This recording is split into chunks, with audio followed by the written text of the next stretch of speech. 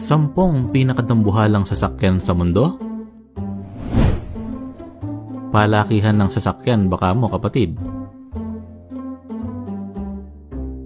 Kumusta, kapatid?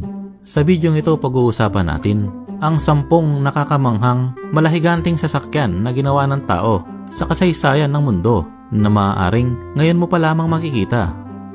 Bago natin simulan, kung gusto mong maging updated sa mga magaganda nating content na kapupulutan mo ng kaalaman, ay pakipindot mo na ang subscribe button at i-click ang maliit na kampana para maging updated ka sa mga latest content natin. Simulan na natin, guys.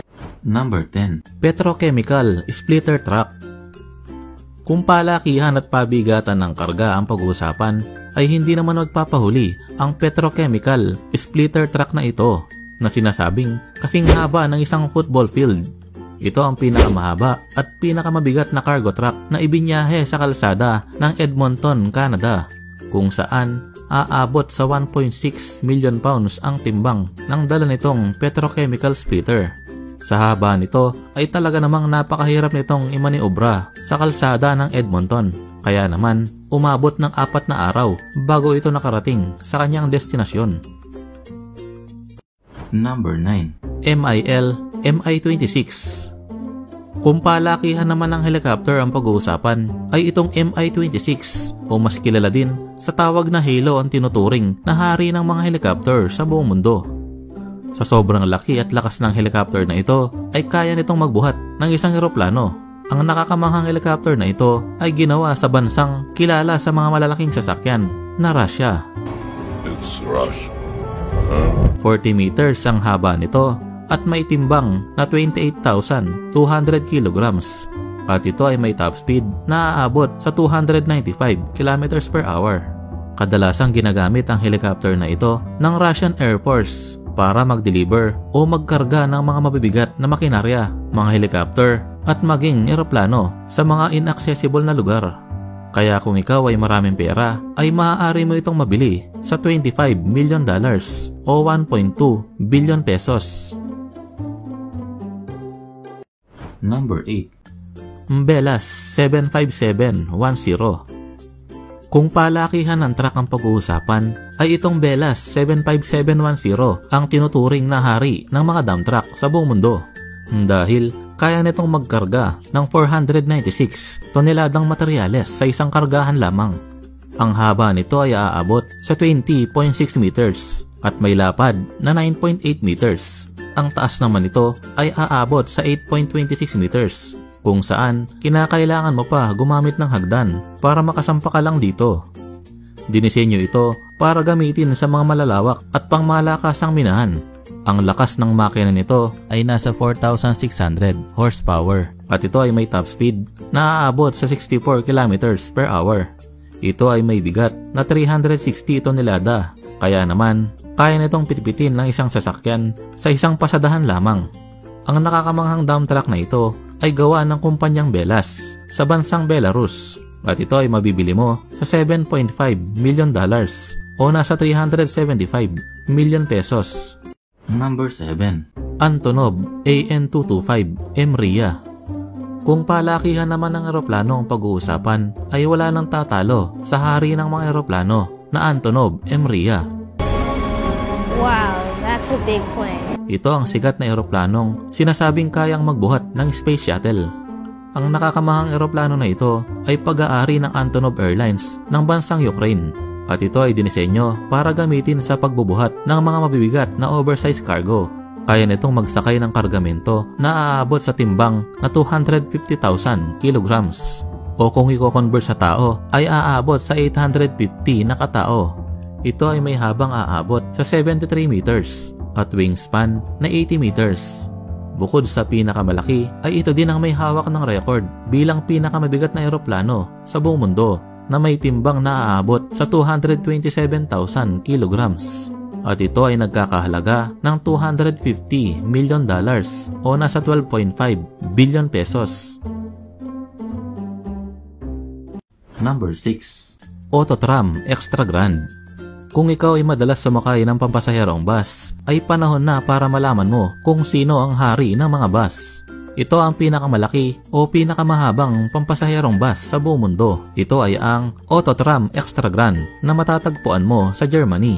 Ito ay may habang aabot sa 30 meters o 100 feet at ito ay kayang magsakay ng hanggang 256 na pasahero. Hindi problema ang gas nito dahil ito ay pinapatakbo gamit ang electric power. At ito ay nagkakahalaga naman ng $1.25 million o nasa 62.5 million pesos. Number 5. Fabio Reggiani Bike.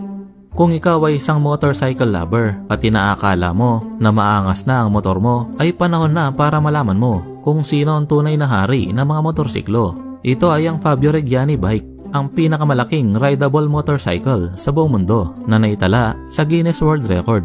Ito ay may habang nasa 33 feet at taas na 16 feet na mas mataas pa sa isang truck at ito ay may timbang na 5.5 na tonelada. Ito ay may makinang 280 horsepower, 5.7 liters V8 motor. Ayon sa ulat ay mahigit $1 million o mahigit 50 million pesos na ang nagasto sa pag-assemble ng motor na ito. Number 4. Saturn V.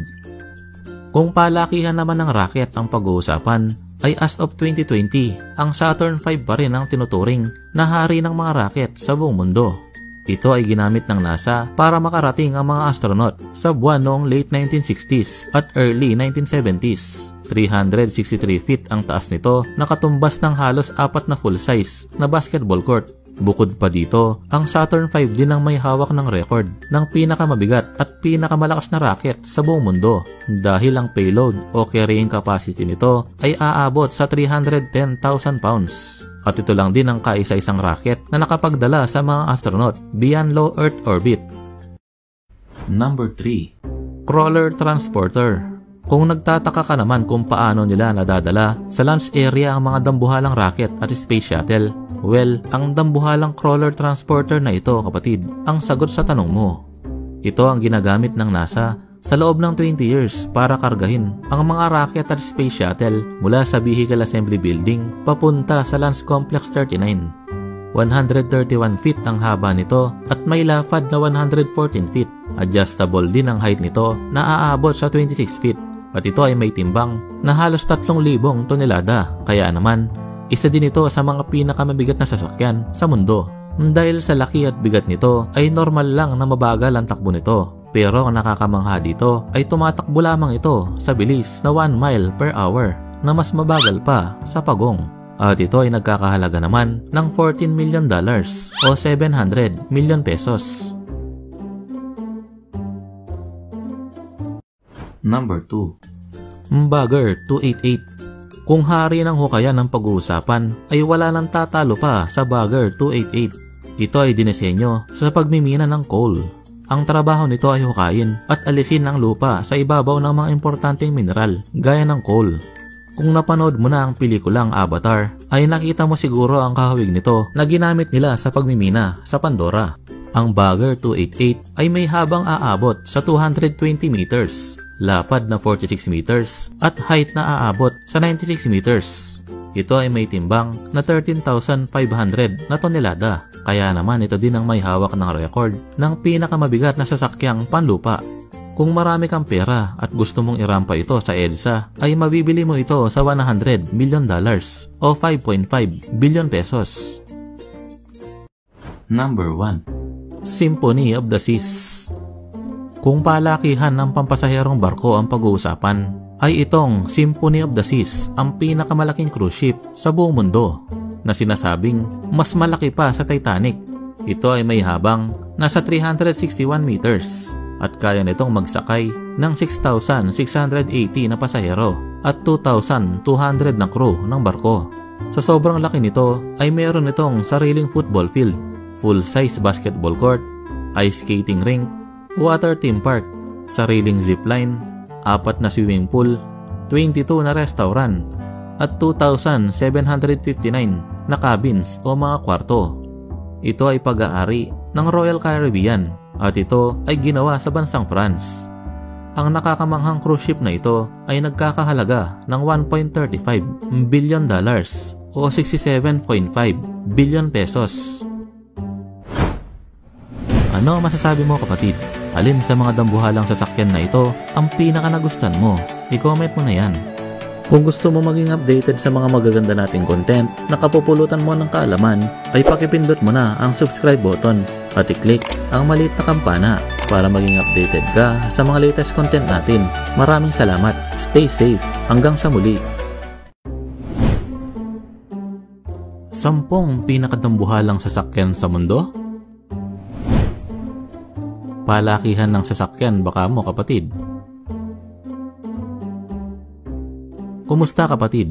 Sa bidyong ito pag-uusapan natin ang 10 nakakamanghang malahiganting sasakyan na ginawa ng tao sa kasaysayan ng mundo na maaaring ngayon mo pa lamang makikita.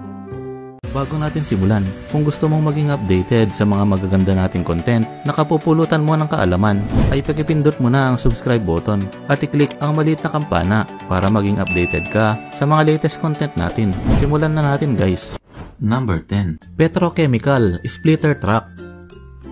Kung palakihan at pabigatan ng karga ang pag-uusapan, ay hindi naman magpapahuli ang petrochemical splitter truck na ito na sinasabing kasing haba ng isang football field. Ito ang pinakamahaba at pinakamabigat na cargo truck na ibinyahe sa kalsada ng Edmonton, Canada, kung saan aabot sa 1.6 million pounds ang timbang ng dala nitong petrochemical splitter. Sa haba nito ay talaga namang napakahirap nitong imaniobra sa kalsada ng Edmonton, kaya naman umabot ng 4 na araw bago ito nakarating sa kanyang destinasyon. Number 9. MIL Mi-26. Kung palakihan naman ng helicopter ang pag-uusapan,